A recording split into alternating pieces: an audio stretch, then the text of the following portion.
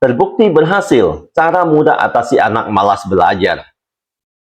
Pernahkah Anda bertanya-tanya, mengapa anak Anda yang sebenarnya cerdas tapi terlihat malas belajar? Setiap kali disuruh membuka buku, alasannya selalu ada. Mengantuk, capek, bosan, lagi pengen main, atau nanti saja. Semakin hari teman-temannya makin rajin belajar, nilai mereka meningkat tapi anak Anda justru semakin tertinggal.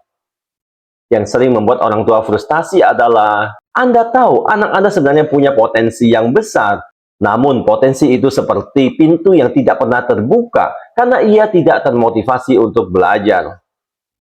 Perlu diketahui bahwa ada satu fakta penting yang sering dilupakan banyak orang tua, yaitu anak yang malas belajar bukan berarti mereka bodoh, namun yang sering terjadi adalah mereka kehilangan arah, sistem, kenyamanan, dan yang paling penting, dukungan emosionalnya. Tapi Anda jangan khawatir Bapak Ibu, semua itu bisa diubah. Dengan 7 strategi mudah namun dahsyat berikut ini, kebiasaan malas belajar anak Anda bisa berubah menjadi rutinitas positif, tanpa paksaan, tanpa marah, dan tanpa drama. Sebelum kita mulai, untuk mendukung channel ini dalam misi membantu banyak orang dengan memberikan informasi penting dan bermanfaat, silakan tekan tombol subscribe, like, dan bagikan ke media sosial Anda lainnya. Tuliskan juga di kolom komentar, berapakah usia anak Bapak Ibu saat ini? Dan dari daerah mana tempat tinggal Anda saat menonton video ini? Karena saya ingin tahu seberapa luas video ini beredar. Cara mudah atasi anak malas belajar yang pertama adalah ciptakan suasana belajar yang nyaman. Anak bukan robot. Mereka tidak bisa diskakman untuk ayo belajar sekarang, lalu langsung fokus selama 1 jam. Lingkungan punya pengaruh besar terhadap perilaku. Jika ruang belajar berantakan, kursi tidak nyaman, suara TV dari ruang tamu, atau pencahayaan yang buruk, bagaimana anak bisa fokus? Suasana belajar yang nyaman bukan harus mahal atau mewah. Cukup meja yang rapi, pencahayaan yang terang, kursi yang tidak bikin pegal, alat tulis siap pakai, jauh dari kebisingan. Mengapa ini penting? Karena otak manusia, terutama anak, sangat sensitif terhadap lingkungan. Tempat yang rapi memberi sinyal bahwa ini waktunya fokus. Anda pun pasti lebih produktif saat bekerja di tempat yang nyaman, bukan? Begitu juga dengan mereka. Sediakan zona belajar yang membuat anak merasa nyaman, aman, dan dihargai. Cara mudah atasi anak malas belajar yang kedua adalah buat jadwal belajar yang konsisten. Kunci dari anak yang rajin bukan pada seberapa lama belajar, tapi seberapa konsisten ia melakukannya. Anak akan malas belajar jika jadwal tidak jelas, belajar hanya saat dimarahi, jam belajar berubah-ubah, belajar dilakukan saat sudah terlalu lelah. Otak anak bekerja baik dengan rutinitas. Ketika ada pola yang sama setiap hari, otak akan beradaptasi dan siap masuk ke mode fokus secara otomatis.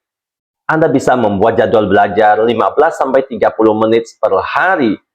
Pendek tapi konsisten jauh lebih efektif daripada 2 jam tapi hanya seminggu sekali. Tips yang bisa Anda terapkan: pilih jam yang stabil, misalnya setelah mandi sore. Gunakan timer atau anak tahu kapan mulai dan selesai. Tempelkan jadwal di tembok agar anak merasa memiliki tanggung jawab. Dengan pola yang jelas, belajar tidak lagi terasa seperti hukuman, tetapi rutinitas alami. Cara ketiga, gunakan metode belajar yang menyenangkan. Salah satu alasan anak malas belajar adalah karena mereka bosan. Buku yang tebal, angka-angka, teori, dan hafalan sering terasa berat bagi otak anak. Namun, setiap materi bisa dibuat menyenangkan jika disampaikan dengan cara yang tepat. Anda bisa mencoba belajar sambil bermain, menggunakan gambar, warna, dan ilustrasi, menonton video edukasi, memakai kartu hafalan atau flashcard, belajar pakai metode kuis, membuat cerita untuk menjelaskan konsep. Misalnya, belajar matematika tidak harus di buku, tetapi bisa melalui permainan jual-beli, menghitung kue, atau menyusun balok. Belajar membaca pun bisa lewat permainan tebak huruf atau menceritakan gambar. Semakin menyenangkan proses belajarnya, semakin mudah otak anak menerima informasi. Sehingga belajar bukan lagi beban tetapi aktivitas yang ditunggu. Cara mudah atasi anak malas belajar yang keempat adalah berikan target kecil yang mudah tercapai. Anak mudah kehilangan motivasi jika tujuan terlalu besar. Misalnya, belajar 2 jam atau selesaikan 20 halaman. Bagi anak itu seperti melihat gunung besar yang sulit didaki. Akhirnya ia memilih berhenti sebelum memulai. Sebaliknya, target kecil jauh lebih efektif. Sebagai contoh, kerjakan 3 soal dulu. Bacakan 1 halaman. Hafalkan 1 paragraf. Selesaikan 10 menit belajar. Ketika target kecil berhasil dicapai, otak anak melepaskan dopamin, hormon yang membuat mereka merasa berhasil dan bangga. Perasaan positif ini membuatnya ingin mengulanginya lagi. Inilah yang kemudian membentuk kebiasaan. Saat target kecil terasa ringan, perlahan Anda bisa meningkatkan levelnya tanpa membuat anak merasa tertekan. Yang kelima, terapkan sistem reward atau hadiah dan konsekuensi. Reward atau hadiah bukan berarti harus materi atau hadiah yang mahal. Reward bisa berupa pujian, pelukan, stiker bintang yang bisa ditukar hadiah, waktu bermain tambahan, menonton 10 menit ekstra. Saya pribadi sering memberi anak hadiah. Mereka boleh memilih sendiri sesukanya, tentunya dengan harga yang wajar.